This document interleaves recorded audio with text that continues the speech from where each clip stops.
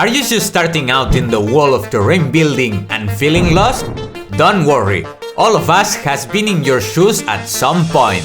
Hey crafters, welcome back to HANDCRAFTED. Today I'm sharing 5 things I wish I knew when I started building terrain. Whether you're just starting or you've been crafting for a while, these tips will save you time, frustration, and maybe even some money. I definitely learned some of this the hard way. So let's dive in and make your terrain building journey smoother.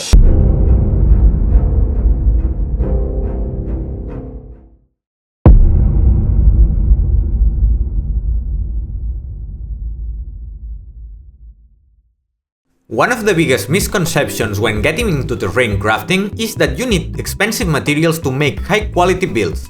The truth is that you can make incredible terrain on a budget if you know where to look. Cardboard is an amazing free resource. Thick, corrugated cardboard can be used for walls, structures, and even rocky terrain. XPS or styrofoam is often used in packaging, and with a little effort you can salvage it for free. Even simple things like coffee stirrers, toothpicks, and beds from old jewelry can be repurposed into incredible details. Another great way to save money is by making your own materials. Instead of spending money on store-bought washes, you can make homemade washes with simple supplies. I show you how to do it in this 2-minute video. Priming terrain with wall paint is another huge money saver. Hobby primers are expensive, but a can of matte black or white wall paint does the job just as well for a fraction of the price. Just make sure that the paint you're using is acrylic and matte finish. You can also use homemade foliage or grass. The key take here is that cost should never be a barrier to crafting. If you get creative with materials, you will be surprised at how much you can achieve on a budget.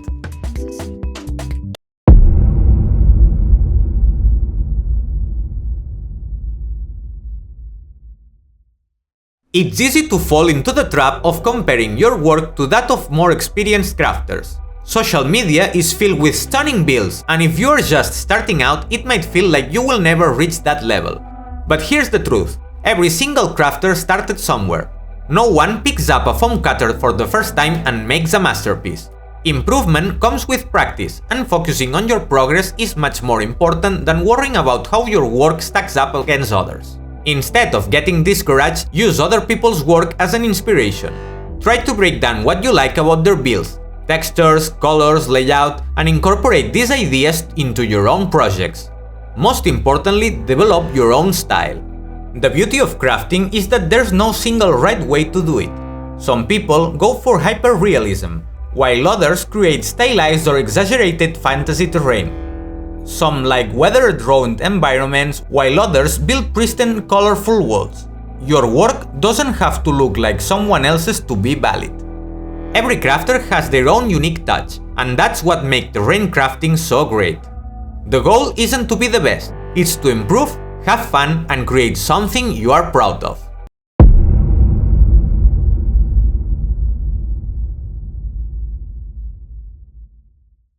One of the biggest things that held me back when I started was overthinking.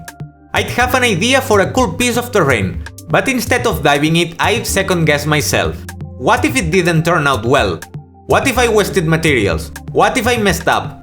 These thoughts kept me from starting projects, and I wish I had realized sooner that mistakes are part of the process. The best way to improve is just to start crafting. Every mistake teaches you something. If a texture doesn't turn out right, you will learn how to fix it. If a paint job looks bad, you will learn how to paint it better the next time. Some of the best skills I've learned came from projects that didn't go as planned.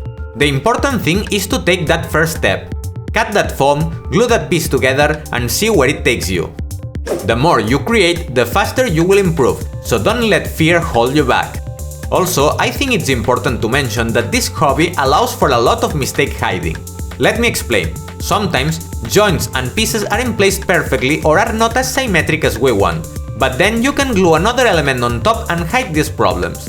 I do this all the time in my builds, and so others do. So if it's not perfect, just cover it. If you're enjoying the video so far, don't forget to hit that like button, subscribe, and let me know in the comments what's one thing you wish you knew when you started crafting. Also, if you want to chat about terrain, share your work, or ask questions, join the HANDCRAFTED Discord. I'm trying to start an awesome community of crafters helping out each other. Alright, let's keep going!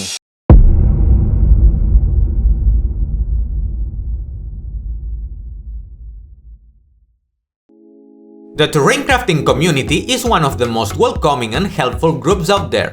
When I first started, I didn't realize how many people were willing to share their knowledge and give advice.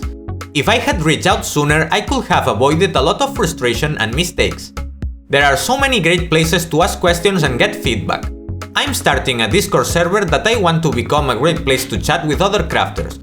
You have a link to this in the video description, and you can always drop a question in the comments of my videos. Beyond that, there are huge communities dedicated to terrain crafting.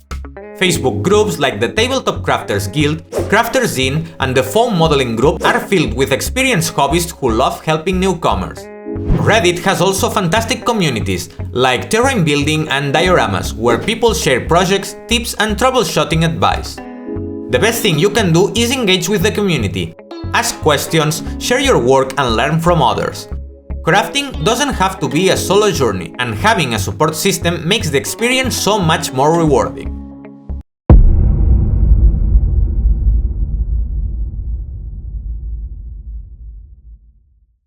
When I first started building terrain, I wanted to make big, impressive pieces. I built a massive round temple that looked nice, but after 2 games I realized a huge problem. It was a nightmare to store, and it didn't fit into most of my setups. I had spent so much time on something that barely saw any use. I also wanted to sell it, but at the moment I still have this piece occupying a space. If you're from Europe and interested, just tell me. Going back on track.